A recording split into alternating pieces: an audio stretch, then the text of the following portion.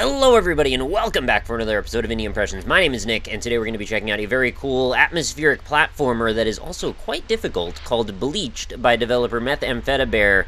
This one is apparently about duality and enlightenment, and as you'll see by even just looking at the title screen here, there seems to be a lot of religious overtones, and I don't know how much I will necessarily get into all of that stuff. But it is worth noting, and since the game is about enlightenment, I guess whether or not we want to address it, it's still sort of a factor in what we're going to be doing today, which is trying to ascend our way out of a pit of sorts. We're essentially stuck at the bottom of two sets of stairs that we can choose to go up either left or right, both of which lead to a goal, and both of which need to be traversed, but along the way on those stairs are myriad obstacles and death traps. So it's got a little bit of a memorization component. I'm thinking something like maybe 1001 Spikes, where once you sort of understand what you're going to be fighting on each one of the steps, you kind of have to build that into your strategy. And it's just a really cool game. Even though it's super short, it's definitely worth showing off. Although, we're not going to go through the entire thing in this video just because I don't want to spoil the second half of the game. I'll probably try to do like one half out of the two. So let's look at the settings real fast. And there's not a whole lot to see, honestly. It's just sounds and music on or off, and that's fine. You'll notice the cathedral in the background seems to be kind of glitching out, and that we've got this static thing going on in the foreground, as well as a couple of angel statues with their hands raised up. And I think what we're getting here is we're just sort of reinforcing this sense of foreboding limbo and just stasis. And it's sort of, well, the fact that there's a giant delta both in the, well, okay, three different places, in the title, on the start, and behind the whole thing. Well, delta means change, right? So that's what we're after here. We're going to start some change, hopefully, in the course of our enlightenment. So there's a little quote here. Therefore, the Lord God sent him forth from the Garden of Eden to the ground from whence he was taken. Genesis 3:23. So you see the one triangle becomes two. They split and they form to the top of each set of steps. And then we zoom in to our character who has an inverted cross for a face. And then on the left and right sides here, we seem to have tablets, which sort of remind me of like the Ten Commandments tablets, I suppose. Although I might be off, and if I am off in any of this stuff, you know, I don't mean any harm, and I'm not trying to be confrontational or anything like that. It's just largely out of ignorance. I do know a bunch about religion, but it's like not the kind of stuff that's necessarily applicable in something like this, nor do I not want to necessarily get into that here anyway, because that's not really always relevant. So both of these tablets say 21 steps to the right, 21 steps to the left. We're going to choose to go to the right first. I think that's the easier path of the two. I have actually conquered this, and I have played this for about, I want to say between 30 and 45 minutes. The game is actually really short once you know what to do about it, which is why I want to kind of hesitantly go up these steps. But each one of the steps has its own symbol to it, you know, one letter of the Greek alphabet, although I think there might be some other things going on here as well. And we'll go up a little ways, and, well, that one's a death trap. Just shoot some spikes up there, you can turn into a set of vines. So now we know, when we approach the infinity step, probably jump over that one, and then we won't die. So isn't that great? So we actually get a little bit of vernacular to talk about the steps as we go, which is helpful. That one happens to set those into motion, so, you know, we probably don't want to get crushed by those if we can avoid it.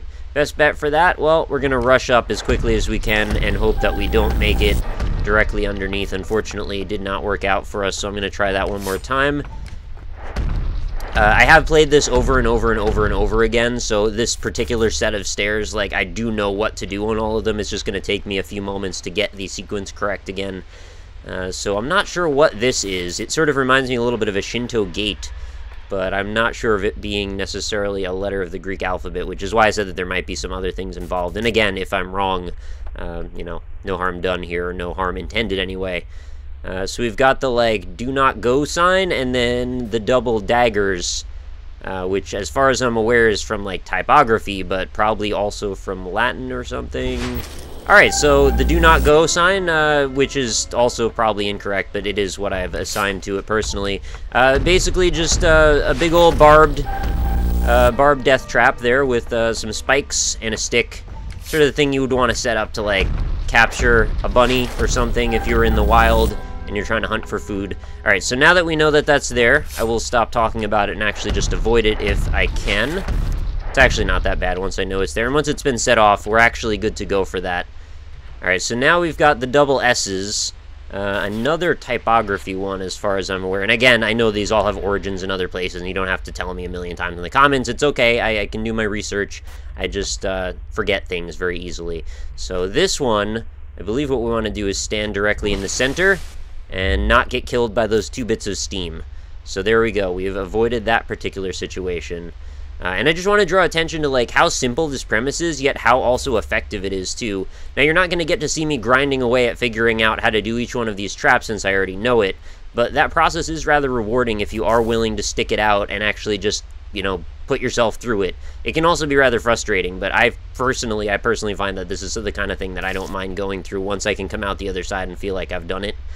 And also the fact that the atmosphere of it is generally just interesting to look at helps me quite a bit too. I mean, this background cathedral thing seems to be flickering in and out of reality.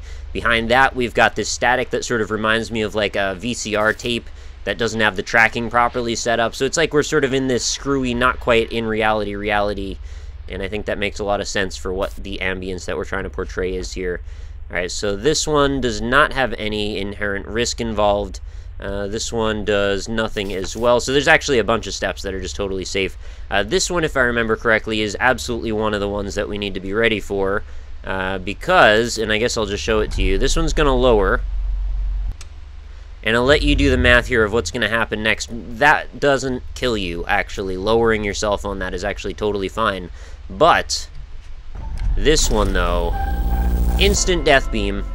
So yeah, we've got to deal with that particular scenario, and I didn't entirely die on purpose there. I knew what was coming. I just showed it to demonstrate. And now that I know what I'm doing, well, why don't we just rush our way back up here, and we shall traverse over this particular impediment by pressing jump at the top of that.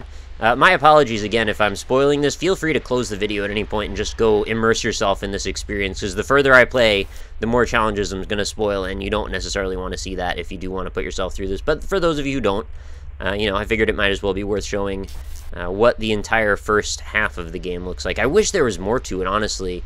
Although I don't know, maybe because I haven't finished the left set of stairs, although I know how to, I just haven't executed it. I kind of wish that there was more after that, if there isn't. If that makes sense. Alright, so this one does not mean anything. But this one, however, watch this. Wait, I'm sorry, it's Sigma that we have to watch out for. And look, there's our goal.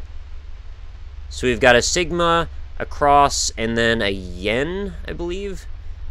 So we're going to hop on this, and wait a minute. That's not right. Something very important didn't happen, and I believe it's a bug. I'm not sure why, but I didn't trigger one of the steps. The one that I was surprised it didn't do anything was supposed to trigger a big scary trap that actually, I'm really happy it didn't trigger, because now you have an extra impediment when you go up this set of steps, so it's not entirely spoiled for you. Yay! And this one is safe, and the final one is safe, and that is goal 1 of 2 complete. And I think we're actually going to wrap up the episode super fast, just because, like I said, I don't want to spoil any more of this. I could show you what happens here.